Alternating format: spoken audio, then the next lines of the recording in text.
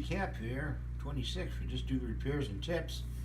And when you get a pot like this, you want to check each and every fitting, okay? Here, here, and here. On this side, the gauge. Over there, those two fittings over there going into here. You got a pop-off valve right there. There's one, two, three parts there you want to check. And in the back there, you've got that release valve. And when you check these, you want to take them apart and you want to apply Loctite 545 to each thread.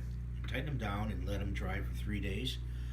I know we did a video on this before, but really have to check these out and make sure you've got them glued up nicely. And down here too, 1, 2, 3, and into the valve, the block. Okay, so make sure you check all your valves and take them apart and put Loctite 545 immediately. If some may not come unstuck, when you turn them with a wrench, they're fine then. They should not leak. But that's what you should do. And I hope this video helps you. If you have any questions, just let me know. Leave them down in the comments below.